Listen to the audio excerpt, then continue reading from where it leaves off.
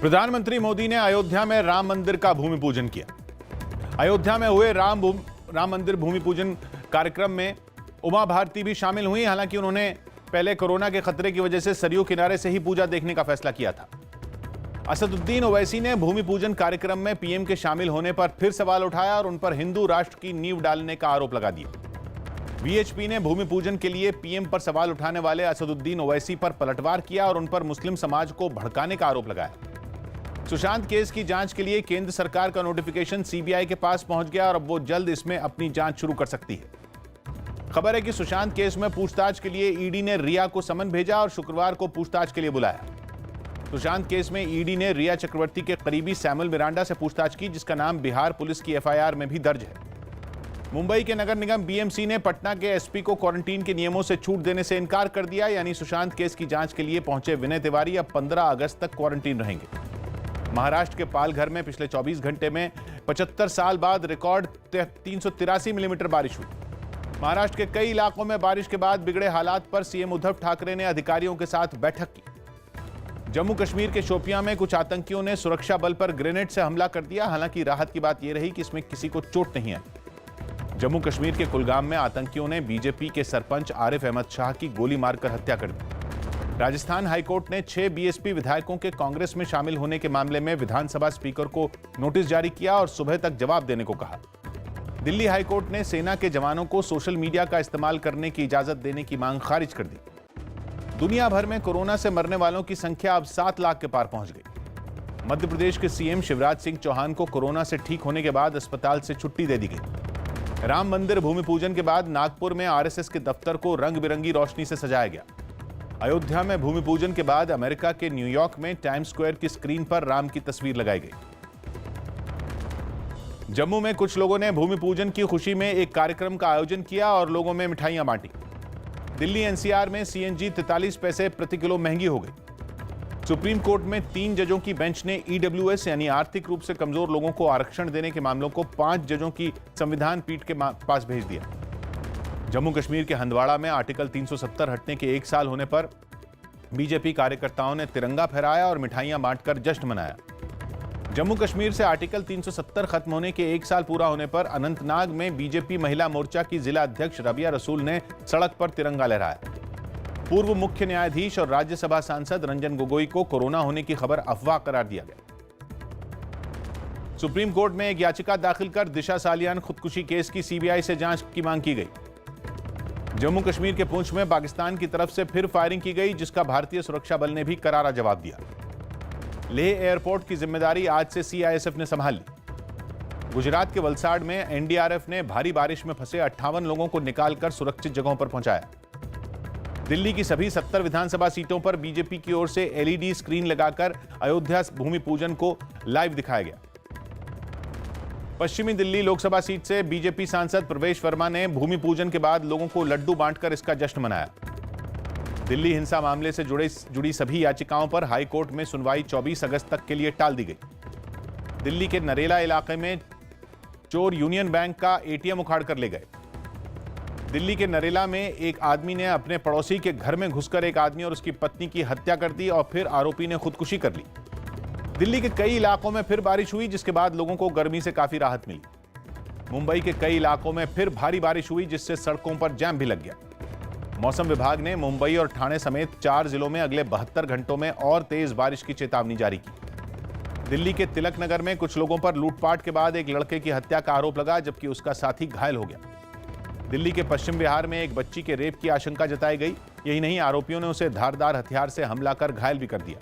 फिलहाल गंभीर हालत में उसे एम्स में भर्ती करवाया गया है। दिल्ली विश्वविद्यालय में ऑनलाइन परीक्षा मामले में हाईकोर्ट ने फैसला सुरक्षित रख लिया। केंद्रीय जल आयोग ने गुजरात और महाराष्ट्र समेत 4 राज्यों के कई इलाकों में बाढ़ के खतरे का अलर्ट जारी किया। मुंबई लोकल के कई रूटों पर लगातार हो रही बारिश का असर पड़ा, जिसके बाद उन रूटों पर रेल सेवाएं बंद कर दी गई। महाराष्ट्र सरकार ने 6 लाख बच्चों और 1 लाख गर्भवती महिलाओं को मुफ्त दूध पाउडर देने का फैसला किया। कमलनाथ ने भोपाल में अपने घर पर राम दरबार सजाया और आज का दिन देश के लिए ऐतिहासिक करार दिया। अयोध्या में भूमि पूजन के बाद पटना के हनुमान मंदिर में दीपोत्सव मनाया गया। उत्तर प्रदेश के कानून मंत्री ब्रिजेश पाठक की कोरोना रिपोर्ट पॉजिटिव आई, जिसके बाद उन्होंने अपने संपर्क में आए लोगों से क्वारंटीन होने की अपील की। छत्तीसगढ़ की राजधानी रायपुर में सेंट्रल जेल के 16 कैदियों को कोरोना हो गया। दिल्ली के पास गाजियाबाद में पत्रकार विक्रम जोशी की हत्या में फरार आरोपी आकाश को पुलिस ने गिरफ्तार कर लिया। बिहार के खगड़िया में गंडक नदी में यात्रियों से भरी एक नाव डूब गई, जिसके बाद 9 लोगों की मौत हो गई, जबकि 11 लोग अब भी लापता हैं। बिहार के सीएम नीतीश कुमार ने बाढ़ से प्रभावित दरभंगा जिले का हवाई दौरा किया और इसके बाद एक स्कूल में बने आपदा शिविर का भी निरीक्षण किया। उत्तर प्रदेश में हाईकोर्ट ने कोरोना नियम तोड़ने वालों पर कड़ी कार्रवाई के निर्देश दिए। पंजाब में जहरीली शराब से मौत के मामलों में सीएम ने आरोपियों पर सख्त कार्रवाई के निर्देश दिए और इसकी रिपोर्ट भी मांगी। लालू यादव को कोरोना के खतरे की वजह से रांची के अस्पताल से हटाकर अस्पताल के निदेशक के बंगले पर ठहराया गया। यूपी के मुरादाबाद में 3 लाख रुपए की लूट के आरोप में एक कारोबारी को गिरफ्तार कर लिया गया।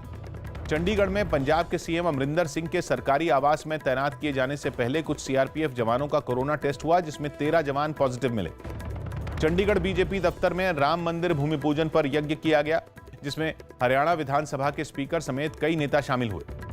अयोध्या में भूमि पूजन के समय अहमदाबाद में विश्व हिंदू परिषद के दफ्तर पर पटाखे फोड़े गए। बंगाल में बीजेपी विधायक की संदिग्ध हालात में मौत पर सुप्रीम कोर्ट ने राज्य सरकार को नोटिस जारी किया और इस केस को सीबीआई को सौंपने के पर जवाब मांगा। असम सरकार ने तिनसुकिया समेत कुछ इलाकों में लॉकडाउन लगा दिया, जो 12 अगस्त शाम 6 बजे तक लागू रहेगा। गोवा सरकार ने बाहर से आने वाले सभी लोगों को 14 दिन होम क्वारंटीन या फिर अपने खर्चे पर इंस्टीट्यूशनल क्वारंटीन का आदेश दिया। केरल सोना केस के 3 आरोपियों को एर्नाकुलम की अदालत ने 7 दिन के लिए ईडी की हिरासत में भेज दिया।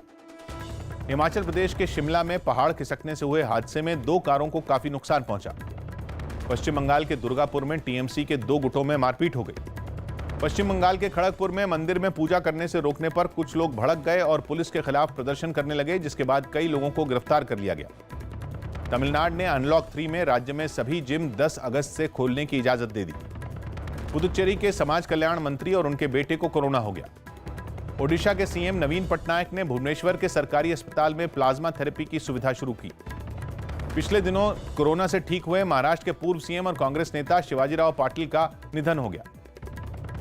दादरा और नगर हवेली के सिलवासा में भारी बारिश के बाद एक कंपनी की दीवार गिर गई, जिसकी चपेट में आकर 5 लोगों की मौत हो गई। तमिलनाडु में डीएमके विधायक के सेल्वम को पार्टी विरोधी गतिविधियों के आरोप में पार्टी से निलंबित कर दिया गया। गुजरात हाईकोर्ट ने साफ कर दिया कि लॉकडाउन में अभी स्कूल सिर्फ ट्यूशन फीस ही ले सकेंगे।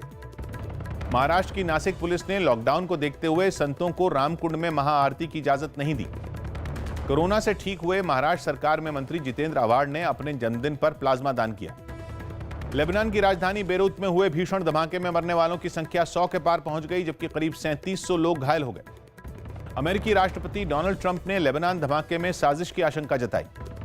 लेबनान की राजधानी बेरूत में हुए भीषण धमाके पर पीएम मोदी ने दुख जताया। कोरोना संकट के बीच श्रीलंका में नई सरकार चुनने के लिए वोट डाले गए। अमेरिका ने कैलिफोर्निया में अपने बैलिस्टिक मिसाइल का टेस्ट किया। इटली के लाकिला में आग से अब तक जंगल का 500 हेक्टेयर का इलाका जल गया। अमेरिका के मिनेसोटा में एक इमारत में भीषण आग लग गई, जिसमें इमारत को भारी नुकसान पहुंचा। अमेरिका के ह्यूस्टन में 43 साल की एक भारतीय रिसर्चर की सैर के दौरान हत्या कर दी गई, जिसके आरोप में एक संदिग्ध को पकड़ लिया गया। पाकिस्तान इंटरनेशनल एयरलाइंस ने फर्जी डिग्री मामले में अपने 63 कर्मचारियों को बर्खास्त कर दिया, जिनमें 5 पायलट भी शामिल हैं। डोनाल्ड ट्रंप ने फिर चीन पर हमला किया और बयान दिया कि वो कोरोना को दुनिया में फैलने से रोक सकता था।